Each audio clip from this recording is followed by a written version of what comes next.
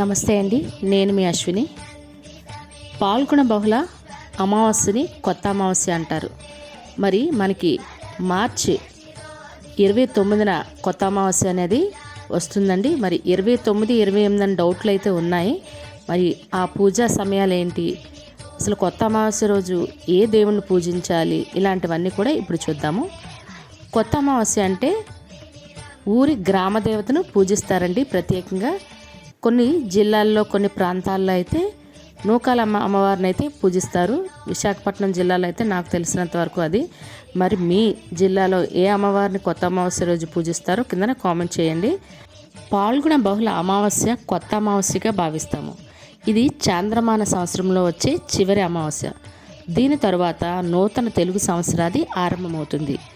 ఇక కొత్త అమావాస్య రోజు ఇందాకలు తెలుపుకున్న ప్రకారం మన ఊరి గ్రామ దేవతల్ని పూజిస్తాము. మరి ఈరోజు ప్రత్యేకించి పితృదేవతలకు తర్పణాలు వదలడం కూడా చేస్తారు. ప్రతీ నెల చేస్తారు. అదేవిధంగా అమావాస్య రోజు, ఈ అమావాస్యకు కూడా ఆ విధంగా చేస్తారు.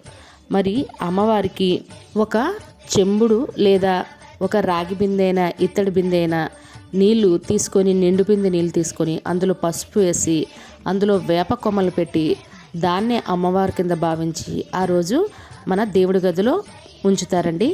అలా ఉంచి అమ్మవారికి ధూపదీప నైవేద్యాలు, పులగం నైవేద్యంగా పెడతారు.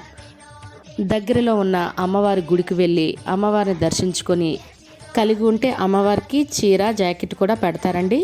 అది ప్రతి ఊర్లో కూడా జరుగుతుంది. మరి అమావాస్య మనం ఈసారి 28 శుక్రవారం చేసుకోవాలా, 29 శనివారం చేసుకోవాలా అనే డౌట్ ఉందండి. ఎందుకంటే అమావాస్య తిథి మనకి తగులు మిగులు ఉంది కదా, అది ఇప్పుడు చూద్దాము.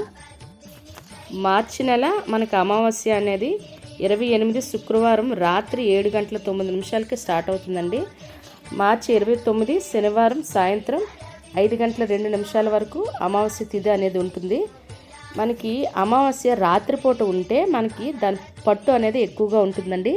కాబట్టి మనకి 28 శుక్రవారం మనం ఆ రోజు కూడా అమ్మవారికి అంటే ఇంటికి దిష్టి తీసుకోవడం, గుమ్మడికాయ కట్టడం, లక్ష్మీదేవి పూజ అమావాస్య రోజు చేస్తారు కదండి, అలాంటిది ఏదైనా 28వ తారీఖు చేసుకోండి. మరి అమ్మవారికి మనము ఇంట్లో పూజ చేసుకోవాలన్నా, మనం గుడికి పూజకి చీర జాకెట్ అయినా లేదా గుడికి వెళ్ళి దర్శనం చేసుకోవాలన్నా ఇలాంటివన్నీ కూడా 29వ తారీఖు శనివారం చేసుకుంటే సరిపోతుందండి. ఇది మరి ఈ రకంగా చేసుకోవాలి. మరి చాలామందికి ఒక డౌట్ ఉండొచ్చు, ఈసారి సూర్యగ్రహణం కూడా వచ్చింది కదండి అని. సూర్యగ్రహణం అయితే మన భారతదేశంలో కనిపించదండి. దానికి సంబంధించిన ఎటువంటి నియమాలు ఎటువంటివి మనం పాటించవలసిన అవసరం లేదండి. గర్భిణీ స్త్రీలైనా పాటించవలసిన అవసరం లేదు. మనకి ఎటువంటి ఎఫెక్ట్ కూడా లేదు. కాబట్టి మరి అమావాస్య అయిన తర్వాత ఉగాదికి మనం ఎటువంటి శుభ్రాలు చేసుకోవాలి అంటే ఇంటినైనా పూజా గదినైనా ఏ సమయంలో చేసుకోవాలి, మరి ఇలాంటివన్నీ కూడా ఉగాది పూజా సమయాలు, ఉగాది రోజు చేయవలసిన నియమాలు తప్పక పాటించవలసినవి కూడా కొన్ని ఉన్నాయండి. మరి అలాంటివన్నిటికి సంబంధించి వీడియో చేశాను ఆల్రెడీ. దాన్ని మీకు ఈ వీడియో చివరి ఎన్కార్డ్స్లో పెడతాను. ఎవరికైనా అవసరం అనుకుంటే చూడండి. రేపు మరలా మరొక కొత్త వీడియోతో కలుద్దాం. ధన్యవాదములు.